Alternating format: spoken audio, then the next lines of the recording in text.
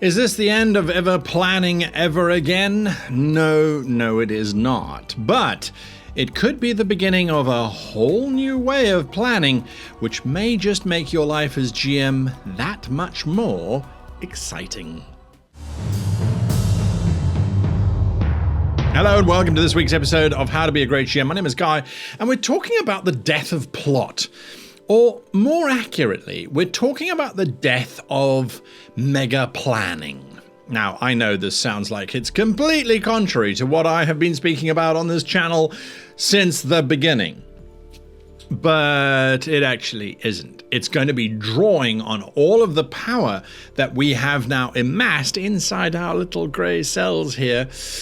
We are going to be drawing on all of that to make our lives as DMs and GMs easier. Now, before I jump too far ahead of myself, we're going to be talking about two concepts, two naming conventions, which I have spoken about before on other videos, and I don't want you to get confused with them. So just bear in mind what I'm saying in this video pertains to this video specifically. We're going to be dealing with two concepts, events and triggers. Now, I know I've spoken about those before. That's what I was preambling with. These are different to a degree from what we were speaking about before. Okay. So, traditional scenario, you come up with a concept for your campaign or for your adventure, primarily your campaign.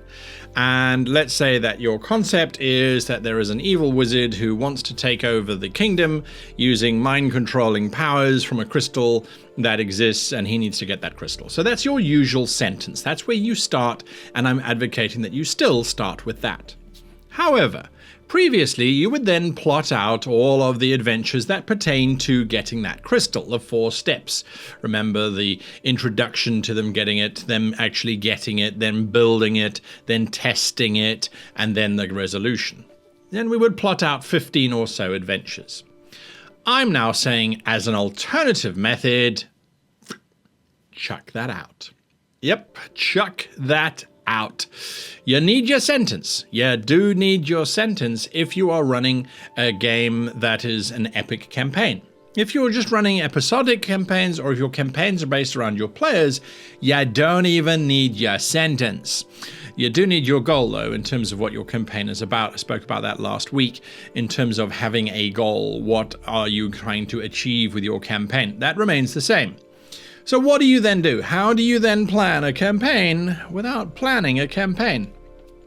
You take your sentence and you go, okay, so there's this mad wizard. They want to take over the minds of everybody using a crystal. That's all you need. Everything else is entirely not planned. Don't panic. I can hear that panic rising. Push it down. You've been watching these videos now for years, and if you're new to the channel, you've been binge watching these videos. At least that's what you tell me in the comments down below, so I have to believe that it's true. We have got the 3-act structure, the 1-2-1, the 1-2-2, the 5-step method. We have all of these different techniques at our fingertips. So why are we slaves then to having to plan everything out? Well, why don't we plan everything out? Let me answer that question first. Do you really want to railroad your players? Do you really want your players to feel as if you're trying to force them into a specific path? If the answer is yes, well, then this video is definitely not for you. Goodbye. If, however, your answer is an emphatic, well, actually, I don't like railroading at all, and I'd try and get rid of that. Okay, cool. Well, then carry on watching this video. So we have all of those methods at our disposal, but we don't need to actually use them yet. What we need to do is we need to focus on the event, the inciting event, the event that gets our PCs to go on the very first journey. If you're doing an epic campaign, this is the beginning of your campaign and will lead all the way through to the end. This is Frodo Baggins getting a knock on his door from Gandalf, and that's pretty much where the adventure started. That was the event that kicked it off. Bilbo Baggins vanishing, that was fluff. That wasn't an event. That was filler. It didn't incite, it didn't cause anything to happen. It was technically an event that occurred But in the terminology, the nomenclature that I'm using at the moment, it wasn't an event. The event was Gandalf arriving, saying that he needed Frodo. He needed to look at the ring and all that kind of stuff. So that's where we start there. In the original Hobbit, the event, again, was Gandalf arriving and putting a mark on poor old Bilbo's door. So an event is something that is going to cause the beginning of our entire adventure at the very least, or campaign if we're building it out to a campaign scale. There is no one right event. There is no event that you can plan for that your players will automatically answer. There is no perfect event that your players go, oh, I want to do that.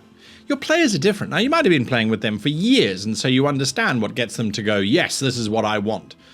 But generally speaking, players will go, oh, it's interesting, but I need to go shopping first. Yeah, all right. Well, there goes your event. So I am advocating that you have, or that you throw out in your opening session for that adventure or for the campaign, you throw out multiple events. And you try different types of events as well. You try mysterious events where something odd happens.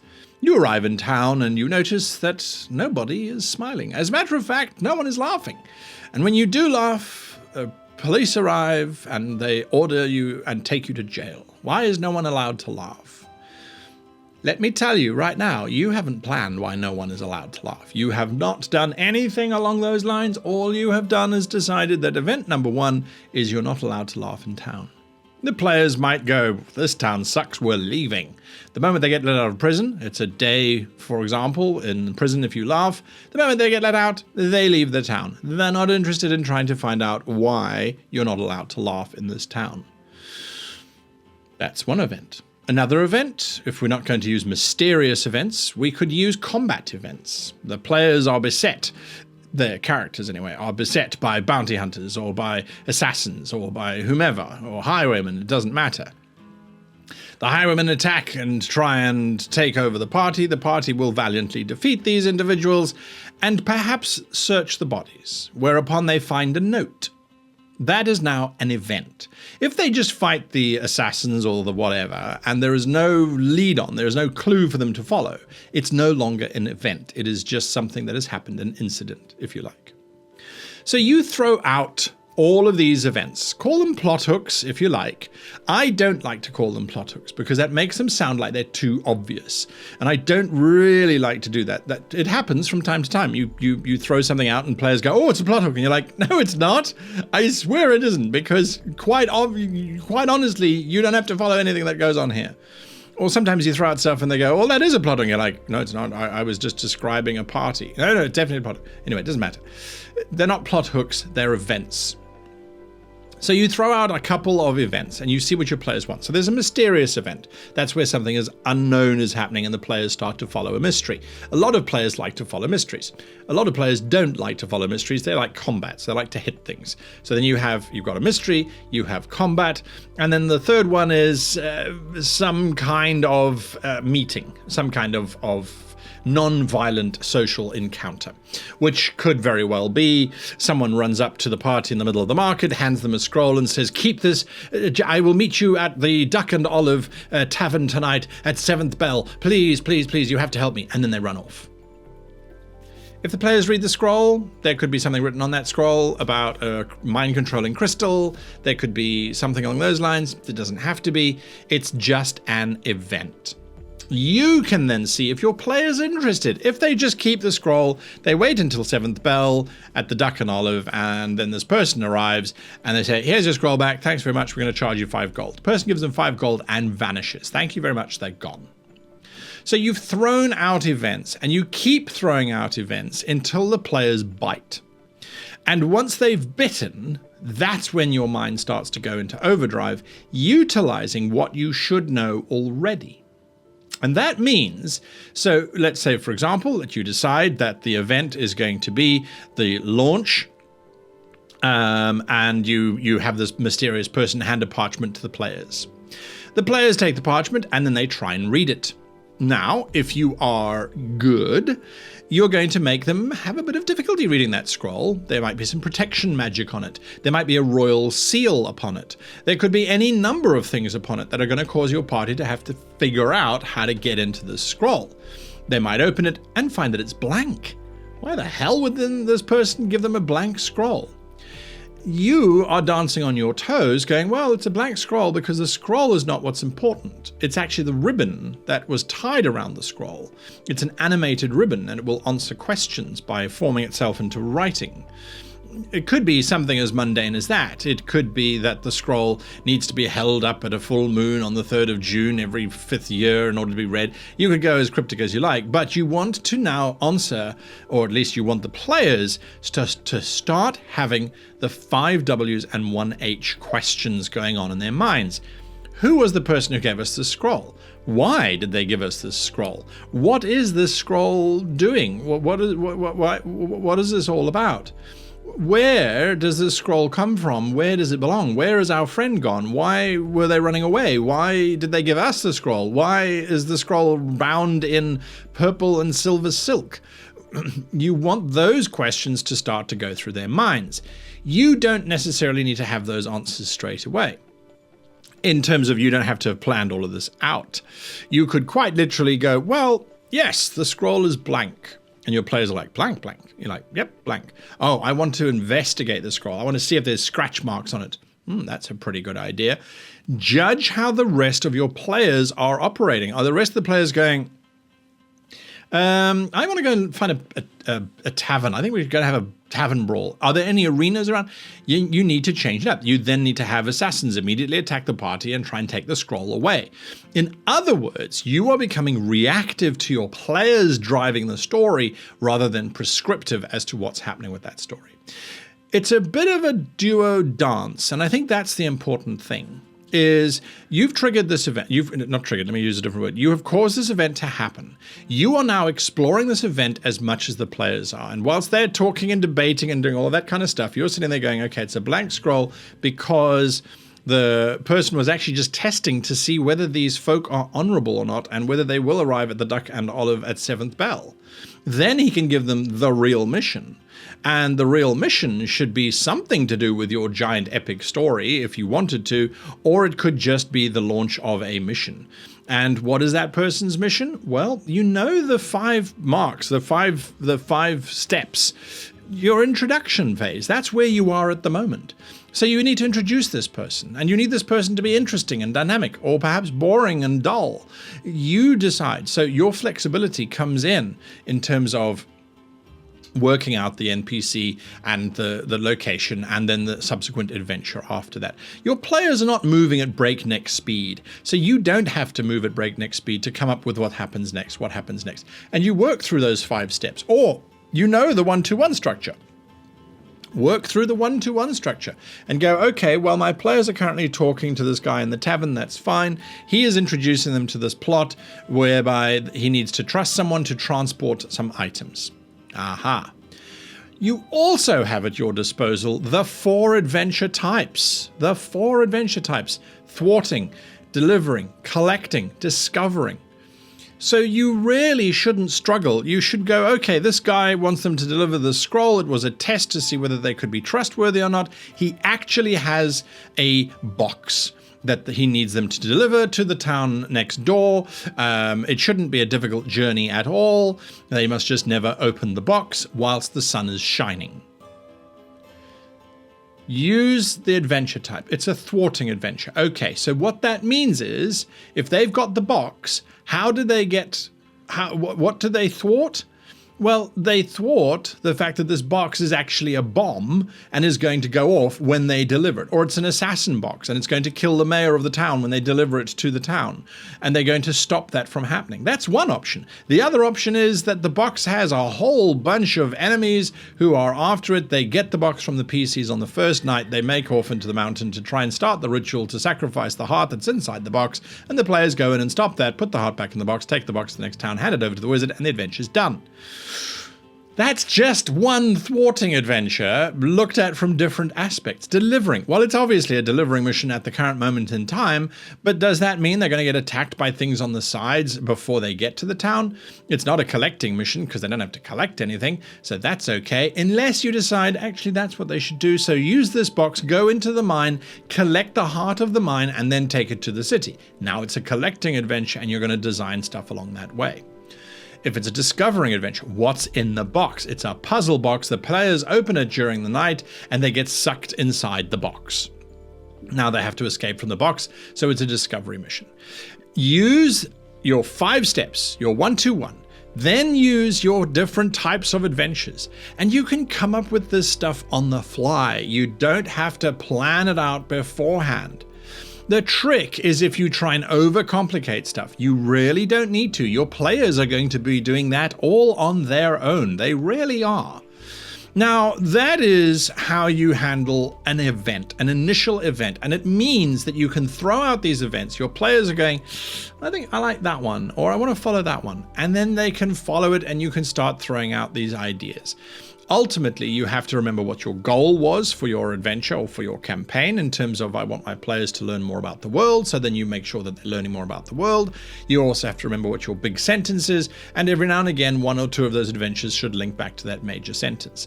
In other words, what is happening is you are still controlling that bigger narrative, or at least you're still conducting or directing the parties in terms of coming up with the adventure, but they are the ones that are then driving it and motivating it. And that leads me to the next point, which is triggers. The players are going to be triggering things. I used to call them emergent adventures, which is when players came up with adventures on the fly. They're like, oh, I want to go down that road. Okay, well, we'll go down that road. In the past, I used to advocate taking the adventure that you have planned and now moving it down that road. You can still do that, and all of the previous techniques that I've spoken about, you can still do. I'm now talking about a new technique which you might want to add to your arsenal, which is to say, okay, well, that road goes to that location. I've decided that we're going to have a thwarting adventure because the last adventure was a discovery one. The players want to go down here, so let's see what's down here. I'll throw out some events for the players to see and decide how they react. A broken cart on the side of the road. Do they investigate it or do they just walk past? A body hanging from a tree. Do they investigate or do they walk past? All of these kinds of things, and they can just throw out random bits and pieces, and then your players will follow along or not. You don't have to spend any time agonizing over these things. So when players trigger things, you should then attach your bigger narrative to what the players have triggered. The players decide that in town, instead of trying to figure out why they're not allowed to laugh, they want to go to the arena. They want to go to the arena for a reason. They are interested in going there. So you should go with them as the GM. What event is going to happen at the arena? Well, perhaps the gladiators are going to ask for volunteers to come and fight in the arena for a few gold coins. If your players like combat, that could be a great way to get them involved, and that event spawns them being introduced to someone who trains gladiators. That gets them on a mission to go and retrieve a gladiator who's escaped, and suddenly there's an entire adventure which the players came up with, and that you just followed along because you weren't bound by the plans that you have spent so much time prepping. You now haven't prepped anything from that perspective. You're free to go where you so choose. And as a result, the players are going to go, this is amazing. How did you plan? How did this whole thing? It started with us going to the arena. How did you know we were going to? You didn't know, and no one does, and no one can plan for it. I'll take that to my grave. The bottom line is that frees you up. So what do you have to plan if you're not planning each adventure meticulously and working out your 5 steps?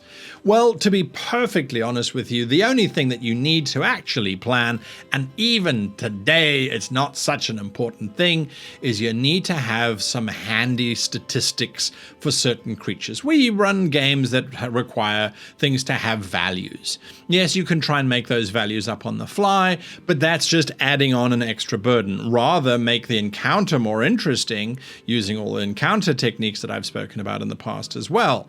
So, yeah, don't worry about the numbers, rather worry about why these creatures are attacking. Again, you're not just throwing random assassins against the party. Those assassins would have a mission. You only need to figure out that mission if the assassins survive. If they don't survive, then that's just something that you can log in the back of your head. Someone sent assassins after the party. But if they do survive, that's when you worry about who sent them, after deciding what type of adventure it is. So I generally will have some NPC statistics that I can use or just completely ignore on hand whilst adventures are running. This is how I run the majority of my adventures, by the way.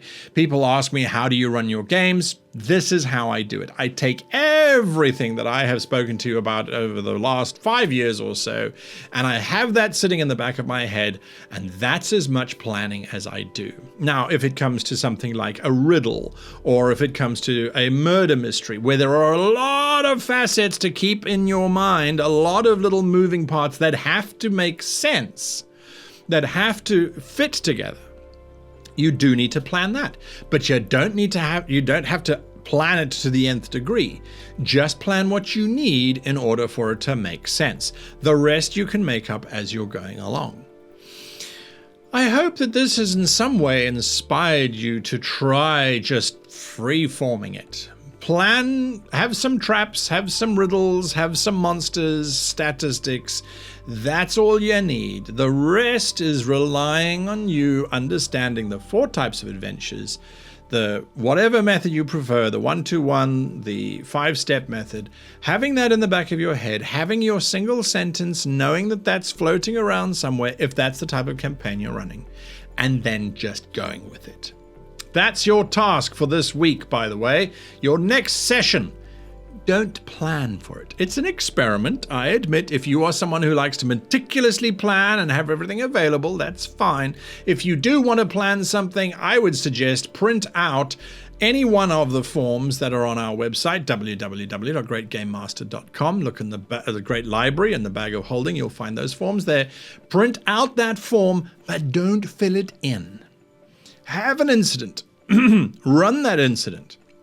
Have some monsters, have all the other stuff. But don't plan it. See where it goes and listen to your players. Let them tell you where they are going and what they are doing. That doesn't mean to say that every player choice, by the way, excuse me, that every player choice is going to trigger something.